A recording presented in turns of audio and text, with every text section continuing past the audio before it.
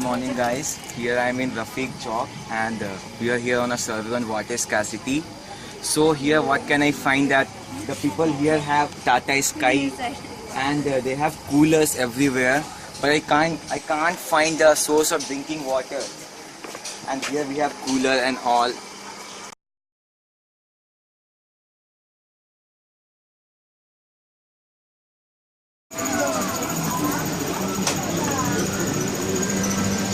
पानी कैसे, पानी कहाँ है? पानी ना है, खाली रहते नहाते धोते सब वही है, खाना भी वही बनाते हैं। स्कूल जाते हो कहाँ?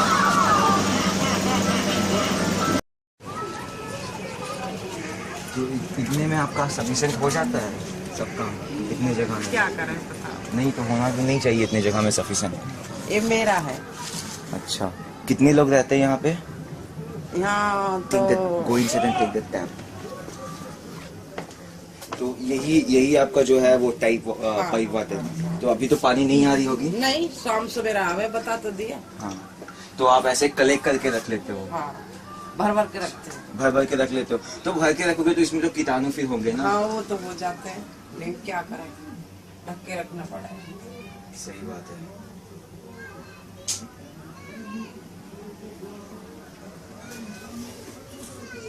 नाली भी यहीं पे है, सब कुछ यहाँ, सब कुछ है। दिक्कत होता होगा आपको बहुत ज्यादा।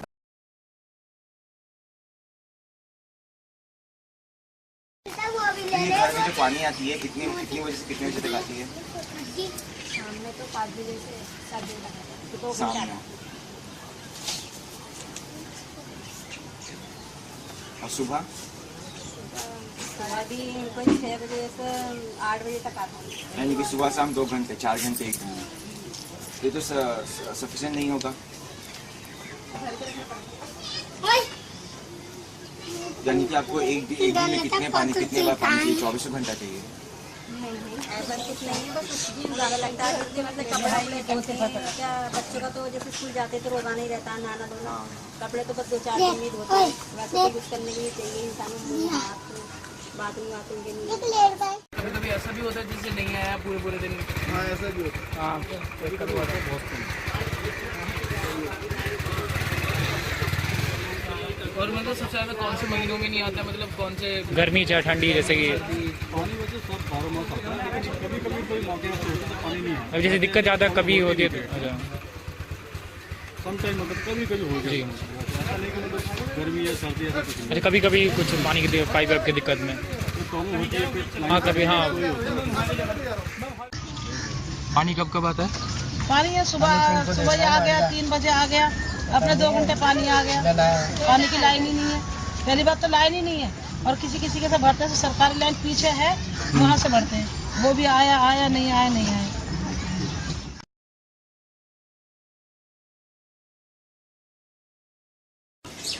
पानी के लिए पे करते हो पैसा? मतलब ये पे करना है, ये लाइन डलवाए तो मांगेंगे नहीं। हाँ, वैसे बोला है कि वो लगवाएंगे, जैसे बिजली का बिल होता है तो इसका भी बिल देना पड़ेगा, बोला है। तो अभी इंतजाम होने वाला है, अभी हुआ नहीं। पानी के लिए रुपए देते हो या नहीं? रुपए देते हो क्या पानी के लिए? नहीं, रुपए नहीं देते। सरकारी नल उधर लगा हुआ 30 गली में, वहाँ से भर के यहाँ से कितना दूर पड़ेगा? यहाँ से तो होगा कम से कम, ये मस्जिद ये गली छोड़कर 30 गली में।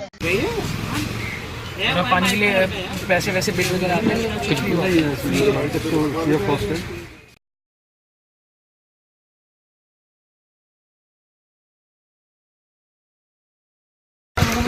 और पानी का टेस्ट सही होता है? साफ, मतलब पानी साफ होता है, कोई दिक्कत नहीं है? मतलब कोई दिक्कत नहीं है। साफ आप पीना चाहेंगे? देखिए नहीं, वैसे तो हम अभी उधर ही पी गए थे, मतलब आपको दिक्कत नहीं होती ना, वजह से गंदा नहीं होता? तो पानी का टेस्ट कैसा रहता है? पानी से कैसा दिखता है? पीला? ठीक है। वाइट ऐसे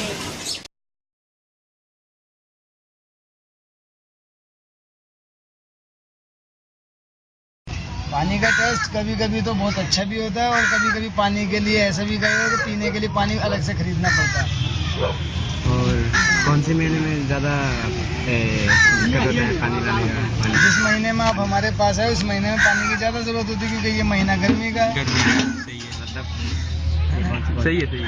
सर्दी में तो पानी आने के गवर्नमेंट का इतना ज्यादा बचता है कि यानी पीने वाला आदमी भी जो पीता है 2 गिलास वो पीता है आधा गिलास, है ना। हाँ। लेकिन गर्मियों में वो सारी कसर पूरी करनी पड़ती है कि जो यानी कि नहाता आधी बाल्टी से वो नहाएगा 2 बाल्टी से। 2 बाल्टी से। और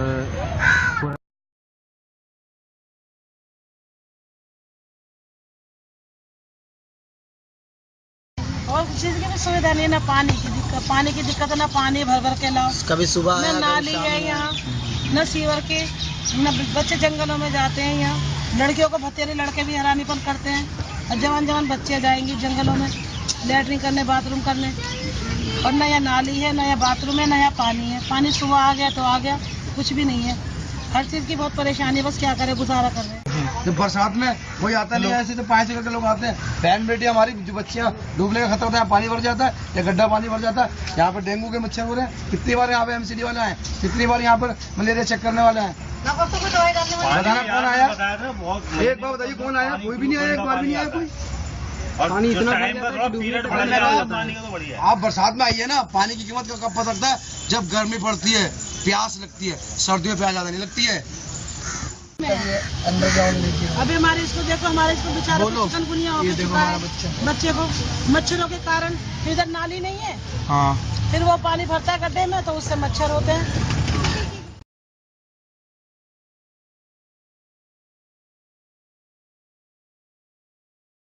बोलते रहे 15 पहले कहीं कभी कंप्लेन किए हो उसके लिए?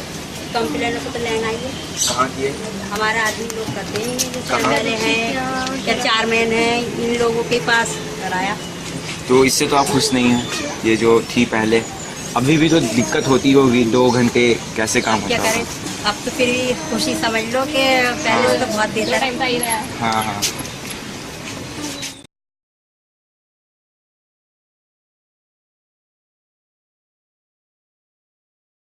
जगह प्रॉब्लम है, मतलब उस तरफ हम लोग गए थे तो उधर कोई समस्या नहीं था। क्या समस्या? उधर हमने पूछा पानी की कोई समस्या किसी तरह की, तो बोला नहीं हमें कोई समस्या नहीं, 4 घंटा पानी। आप भूखे से पूछोगे तभी तो बताएगा कि रोटी है नहीं है। आपने जाकर पेट भरे जाके पूछ लिया। हमने उनसे पूछा कि किसी को, मतलब बोला नहीं इस इलाके में किसी को प्रॉब्लम नहीं। किस इलाके में? उसको बुला के लाओ ना, मैं बताऊंगा उसको कि बारिश पड़ती तरह का टूटा नहीं है, घर में तरह पानी नहीं भरता तो पैसे पकड़ के निकल के नहीं जाता। ये बात नहीं बताई उसने। नेता ने कितने पैसे दिए उसको, ये नहीं पूछा आपने? नेताओं से आपने पूछा नहीं कि पैसे कितने लिए, कितने दिन चमचागिरी कर रही है, कितने लड्डू खा लिए घर में, कुछ कहते नहीं, ये नहीं बताया है। ये बात आप सुन रहे हो ना मेरी बात? आप सुन रहे हो तो मैं कह रहा हूँ। पानी की समस्या है यहाँ पूरी समस्या पानी की और लाइन की। देखो उधर साइड तो नहीं है पानी, उधर साइड ना, उधर बाटों में से गई अंदर तक, उधर गली थी तो गली भी हमारे वो तो कह रहे थे पानी नहीं, बात ऐसी है ना, बात ऐसी है ना,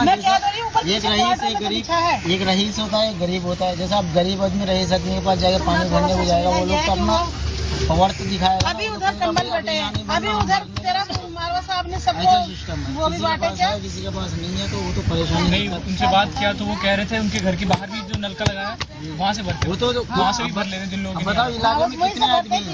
इलाके में कम से कम 20-25 आदमी है, 100 आदमी है, 150 आदमी। लाइन डलवाई है, वो कह रहे हैं मैं बोर्ड दो, मैं तुम्हारी सुविधा करूँगा। वो जो लाइन आती है पानी जरूरी होता है, ये सारे लोगों को कर सकते हैं। किसी घर में नल है,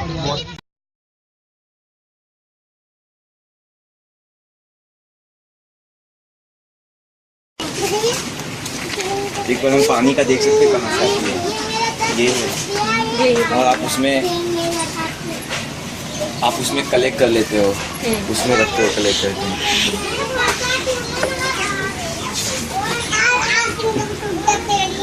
ये आपका घर हो गया।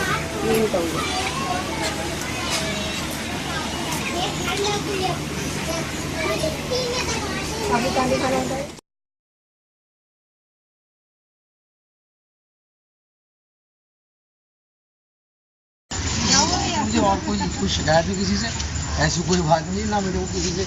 मैं किसी के बारे में किसी पार्टी से मैं वो मतलब भी रखता हूँ। यह है कि मेरे मोहल्ले का थोड़ा विकास होना चाहिए बस, और इतनी सी बात है कि लोगों को तकलीफ जो है उससे बचना।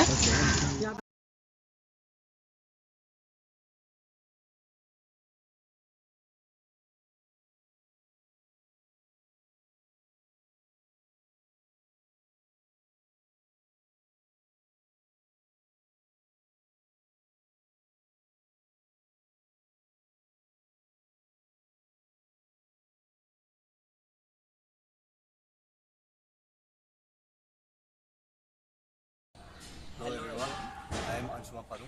Myself, Sivan Jaiswal. Well, we are conducting a research study on the problem of water scarcity in Tirupur of Niragari colony. So let us observe what we have done.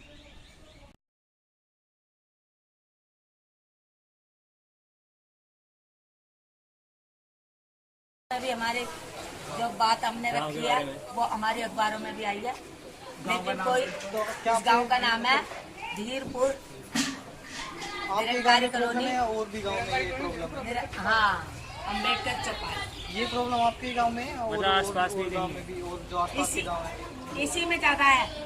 और यहाँ पे सरकारी हैंडपंप नहीं लगे हुए? नहीं जी, ये तो हमने अपने पैसों का लगाया हुआ है, और जो हमने ये अब मोटर चला रखी है ये भी हमारा अपने पैसों का लगाया है। सरकारी हैंडपंप यहाँ पे कोई नहीं है, और ना ही कोई हमारे सुनता कि भाई कोई हैंडपंप लगा दे बड़े वाला, ये जो चलते हैं ना ये बड़े वाले, कोई ऐसे नहीं लगाता। टाइम नहीं है, मॉर्निंग में 6 बजे भी चला जाता है, 6:30 भी चला जाता है, उसके बाद आने का कोई टाइम नहीं। जाने का फिक्स है कि मॉर्निंग में इतने चल जाएगा, उसके बाद आने का कोई टाइम फिक्स नहीं है। दोपहर भी हो सकती है, शाम भी हो सकती है, रात भी हो सकती है, और ये भी हो सकता है अगला दिन भी हो जाए। मतलब काफ़ी बार दिन तक पानी नहीं आता। फिर आप कैसे एडजस्ट करते हैं जब पानी नहीं आता? इसके लिए ये है, पानी भर के रखना पड़ता है, नहीं तो हैंडपम्प से लेके आओ। तो आजकल गवर्नमेंट का हैंडपंप या फिर कोई ट्यूबवेल वगैरह है यहाँ पे?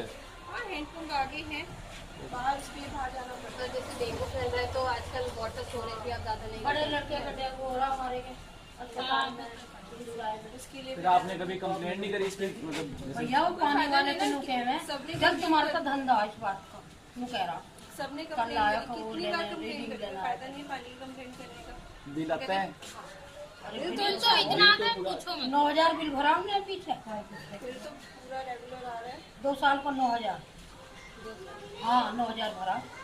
और अभी अब लेकिन ना सप्लाई की प्रॉब्लम है, पानी कहाँ से आएगा? पानी का एक बूंद भी ना, नहाने के भी और बैठे हैं सुबह के हम। कब आए तो कितने मेंबर?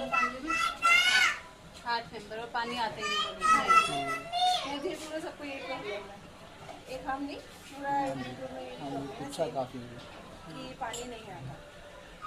तो आप पीने, तो जब आता है तो फिर वो मंगाते हैं, फिल्टर की बोतलें मंगाने के लिए, तो पीने का तो बाहर से मंगाना है भैया, मोल पानी पीने जो आता है वो पीने के लिए भी साफ नहीं है, पीने के लिए साफ नहीं देती, बाहर से एक बोतल आती है। तो नलकों में आपका पानी आता है वो भी साफ होता है, फिर उसमें वो भी गंदा होता है? गंदा होता है। इतना साफ भी नहीं कर सकते, उसमें जब स्मेल आ रही है पानी में, पी के जब पेट में प्रॉब्लम हो रही है, उसे कह नहीं सकते साफ है। तो खाना बनाने में यूज करते हैं? हाँ, खाना करते हैं भैया, मजबूरी होते हैं, करते हैं। बीमार हो रहे हैं सारे घर के बच्चे और बड़े, देख लो क्या हाल हो रहा। अस्पताल में पड़ा, सारे में सभी परेशान है, हर घर घर के हटाई दे रहे हैं बुखार में। बेचारे ने पेपर भी ना दिए, छोटे से में वो लड़की बुखार में आई, कितने दिन में उठी है। ये जितने लोग पड़े हैं सब बुखार में होकर खड़े होते हैं, पेट में परेशान है। अब क्या है, दुनिया परेशान है, हम क्या सभी परेशान है। और जिसको सुनो उसी को डेंगू, जिसको सुनो उसी को डेंगू, खून चेंज हो रहा है, किसी की सीरियस हालत है, कितने परेशान है। और यहाँ से पानी भरने का फिक्र हो जाता है। ये पीछे गली तो भीड़ लगती है। आपने देखा होगा वो किसी एक इंसान ने अपने बनवाया है, बोरिंग ये लगा, सरकार का बेचारा मने नहीं कर रहा। सरकारी नहीं है यहाँ पे, नहीं, यहाँ कोई सरकारी नहीं, यहाँ पैसे वो तो अपना लगा रहा है। प्रोटेस्ट नहीं किया कि पानी नहीं आता इधर? मैं आपको कहा तो है, यहाँ कईयों ने कंप्लेन किया, लेकिन कोई फायदा नहीं। कहते पीछे से प्रॉब्लम है पानी की, यहाँ नहीं है, पूरी दिल्ली में प्रॉब्लम। कौन किसकी सुनता वो ये कहते हैं। सारी रात जागना पड़ता है, और जी के जब भी हम इस्तेमाल करते हैं तो बोरिंग का पानी इस्तेमाल करते हैं। नहाने के लिए परेशानी, पीने के लिए परेशानी, और कभी आएगा भी पानी तो गंदा पानी आएगा, और बिल इतने दे देते हैं कि गरीब आदमी भर नहीं पाता।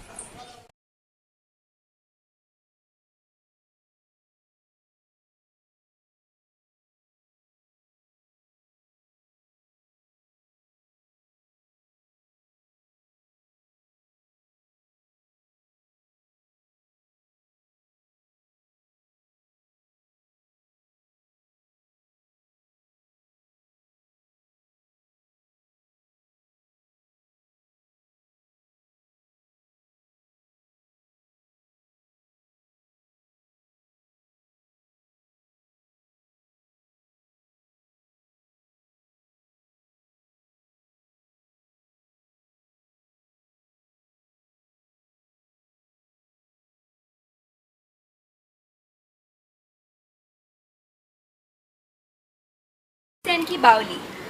A Baoli or a step well is an underground structure mainly constructed for the storage of water to deal with seasonal fluctuations of water availability.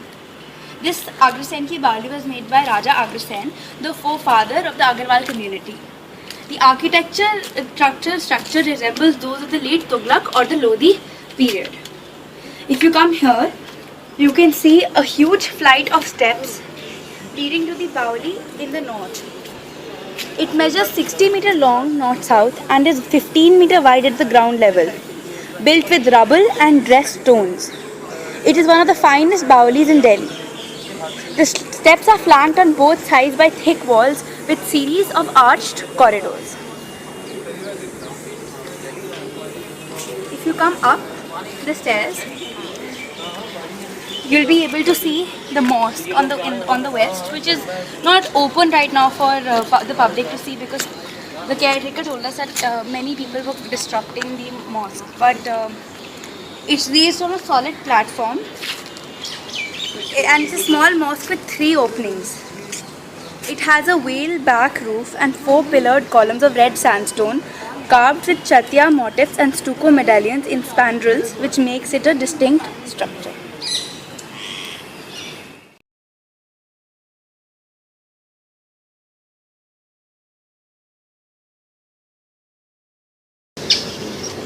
और ये अग्रवाल कम्युनिटी है।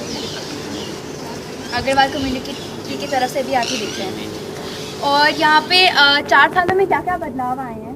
ये पहले ऐसे ही पड़ा हुआ था, जो यहाँ पे लोग पब्लिक बहुत कम, तो यहाँ पे इसकी जो है ना केयर किया गया, इसकी जो बहुत ऐसे साफ़ सफाई की गई, यहाँ पे डस्टबिन की गई। मतलब ऐसे कुछ व्यवस्था नहीं थी, पब्लिक लोग यहाँ नहीं आते थे। इसको इंटरनेट पे बुक्स में सभी में इसको डाला गया कि यहाँ पे पब्लिक है, इसको देखो, इसको ठीक है। ये अग्रसेन की बावली है और ये 14th सेंचुरी में बनाई गई। 14th सेंचुरी में बनाई गई थी, कम से कम 600 साल पुरानी। अच्छा। पहले के ज़माने में इसमें पानी हुआ करता था। और ये पानी आना कब बंद हुआ है? पानी आना बंद है एक्चुअली, जो आउटसाइड में जो मेट्रो कंस्ट्रक्शन हुई है, ये बिल्डिंग कंस्ट्रक्शन हुई है, इसके कारण इसको वाटर लेवल डाउन इसलिए क्योंकि मेट्रो कंस्ट्रक्शन, मेट्रो के कारण ये बिल्डिंग आसपास में बड़े बड़े बन गई, उसके कारण इसकी वाटर लेवल डाउन हो गई है, जो बताया जा रहा है। तो क्या प्रॉब्लम होती है उससे? हाँ जी, प्रॉब्लम नहीं होती है, जो अब ग्राउंड वाटर थी वो नीचे चली गई। अच्छा। तो अगर इसकी साफ़ सफाई की जाए, इसमें अगर गवर्नमेंट समर पंप या कोई से यहाँ लगाया जाए तो पानी आ सकती है इसमें। तो एक बात बताइए, ये यहाँ पे एक तो इतना गंदा भी हो रखा है, ये काफ़ी हो रहा है, इसकी सफाई कितनी होती है? इसकी अभी सफाई चल रही है, इसकी जो है ना चल रही है, क्योंकि यहाँ पे परमानेंट अभी नहीं है और ये फ्री मोनूमेंट है, ऐसे टिकट विकट भी यहाँ पे कुछ नहीं है। तो इसके बारे में टिकट भी होगी, यहाँ पे सिक्योरिटी भी और बढ़ाई जाएगी। तो ये कब तक ये सब होने का चल रही है, इसकी काम है ना, सब कुछ चल रही है अभी, क्योंकि ये अग्रवाल कम्युनिटी जो इन्होंने ली है और ASI दोनों मिलके इसके मतलब जो कर रहे हैं। और आप बोलते हैं बदलाव देखे हैं आपने? पहले हमने बदलाव देखे कि पहले बिल्कुल इससे भी गंदी पड़ी थी, इसमें बहुत सारे मलबा था, बहुत सारे पत्थर पड़ा हुआ था, जो इसकी सफाई की गई है। इसकी गेटें नहीं थी, यहाँ पे गेटें लगाई गई है, ये साइड वाले ग्रिलें भी ये सारे लगाई गई है। यहाँ पे डस्टबिन की व्यवस्था नहीं थी, पेड़ पौधे कुछ नहीं थी, ये सारे लगाई गई है यहाँ पे। और जो भी इधर टूटा हुआ था उसको रिपेयर किया गया है। पहले यहाँ पे स्मॉक ड्रिंक ये सब होती थी, सबको बिल्कुल बंद कर दी है, सिक्योरिटी व्यवस्था कर दी। और आपने ये मॉस्क क्यों बंद करके रखा? मॉस्क बंद नहीं है, मॉस्क कुछ ओपन है, यहाँ पे नहीं, ऊपर नहीं जाने दे रहा है, क्योंकि यहाँ पे जो पब्लिक है ना कुछ गलत लिख देते हैं, उसके लिए उसको ऊपर जाना नहीं। अब जा सकते हैं, देख सकते हैं, बैठ नहीं सकते, उसके अंदर कुछ लिख नहीं। और आप क्या बोलना चाहेंगे लोगों से कि अग्रसेन की बावली देखने आएँ? और मैं ये लोगों से ये कहना चाह रहा हूँ कि अग्रसेन की बावली देखने आएँ, ठीक है। यहाँ पे मिसयूज ना करें, यहाँ पर दुरुपयोग ना करें, स्मोक ड्रिंकिंग ना करें, अच्छी से देखें, बैठे, कोई दिक्कत नहीं है यहाँ पे। और इसको जो भी है जानकारी दे, क्योंकि ये CP के अंदर, नॉर्थ ईस्ट के अंदर बहुत अच्छी बावली है और ये दिल्ली के अंदर सबसे बड़ी बावली है। दिल्ली के अंदर 8-9 बावली है, जिसमें सबसे बेस्ट और सबसे बड़ी बावली है। ठीक है, thank you.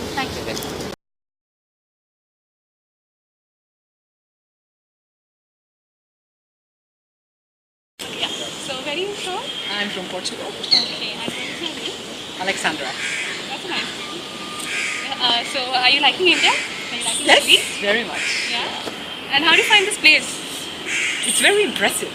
It is? Yeah. What do you like about this place in particular? I think the dimension is quite striking, and then I would like to know better how it really works with the water, which we cannot really see because it's dry now. But would be interesting. And the architecture is also beautiful because it reminds us of other buildings that we've seen in Delhi as well.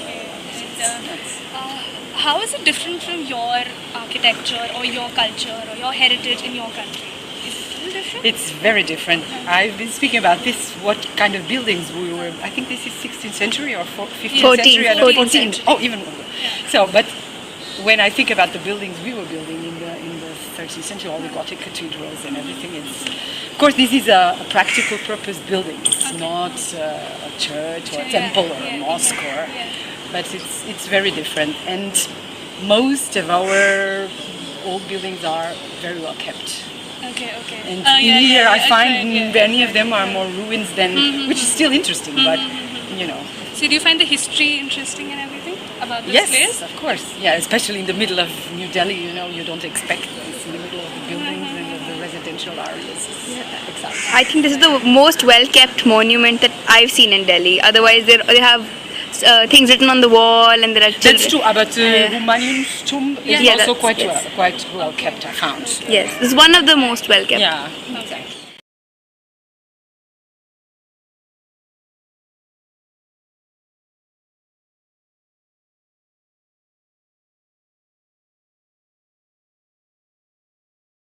Good morning everybody. We are here in Tughlakabad to visit the modern rainwater harvesting plant. So we are here at CSE, which was built 20 years ago, and it helps in recharging the groundwater level. Let's see how it is done.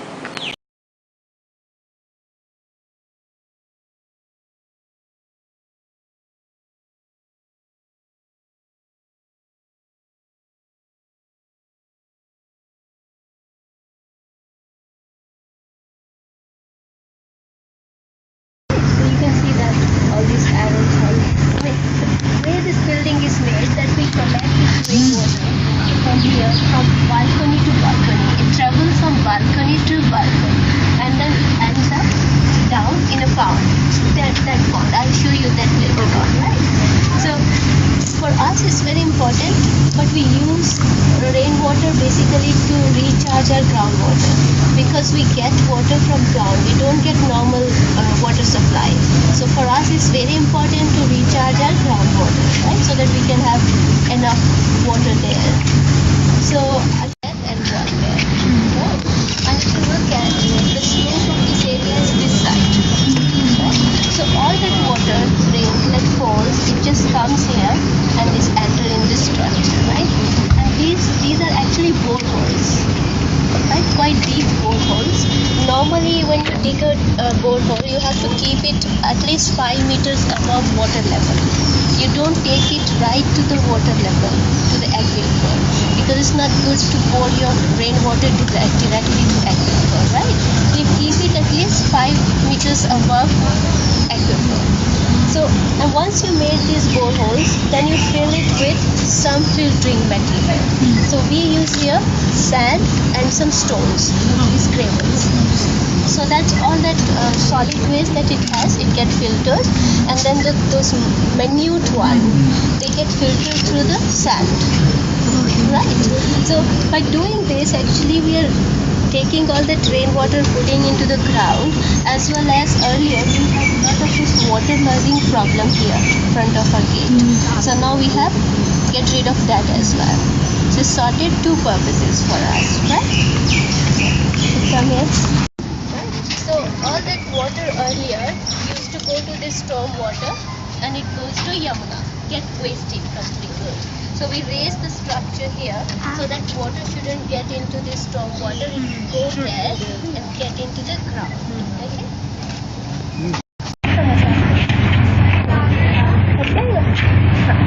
See, this was our actually old borehole from where we used to take water for the building.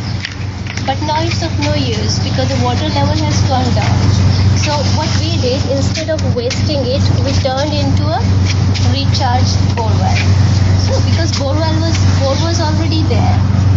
So it's the same thing, we put this pipe in that and there is this filter material inside. Right? And this pipe you see, when it goes to the ground, it has holes on all the sides so the water could seep into the ground, right? So all the water from this side, all that, it goes here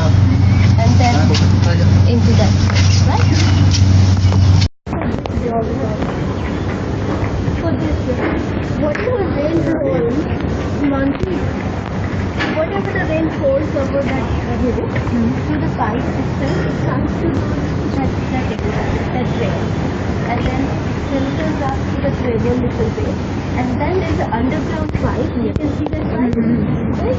Then it comes into this structure, and same channel and that, and you can see that there's a rope as well. This is actually another kind of filtration to filter any mud. So all that mud, it got stuck to this rope, right? And in the size of the structure, there is a calculation for that.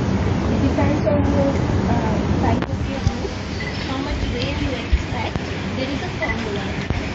Accordingly, you have to design the structure. What should be the width of structure? How much deep and how much long? All that based on that. That's called the formula after calculating on that. Because if the structure will be small, there will be too much rain because water is not going to seep into the ground that quickly. It needs some time. So it has to be calculated according to your rooftop, how much rain you are expecting, your average rainfall. Right, so you understand the structure, right? Okay. Gravels out, snows out, and you wash them, you scrub them, clean them, and you replace the side of roof, take off the old sand, put the new sand, and all that rope, all that you have to clean. Right? Twice a year you have to do it, otherwise your system will stop functioning. And average of How much one meter? Okay, I told you that the way this building is constructed, from each balcony to balcony that water travels. And it ends up, you could see that pipe there, those pipes. Okay, from that pipe it falls into this pond.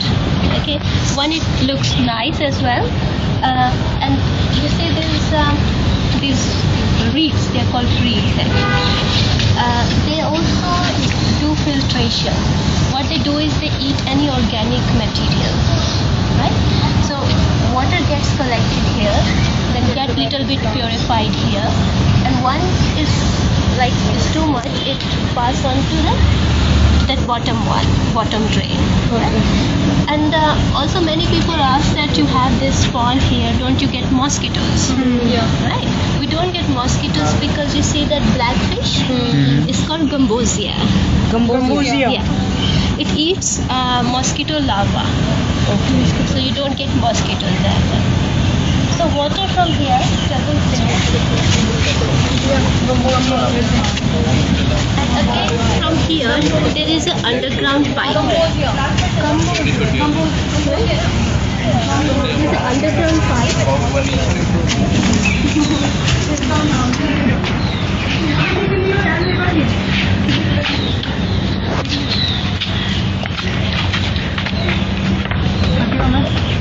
This underground pipe that comes to this recharge well. Okay, so same technology, same structure. You can see the stones are even wet there, right? Yeah. Right? So it keeps on seeping into the ground from there. Okay? Why is this one deeper than that? Because there's more water, more area. So the whole because coming the whole water from right? How many recharge wells are there?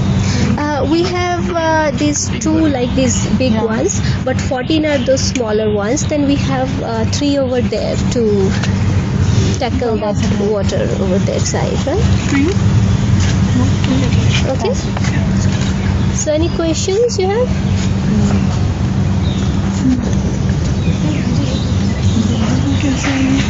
Any organic plant, like leaves or any kind of organic material, they just consume it, right? And the water becomes cleaner. Okay? Ma'am, on an average, how much water do you get? On an average, No, it's not like that. It again depends on your area size and the average rainfall, right? So in monsoon there will be more water, other times there won't be that much water, right? So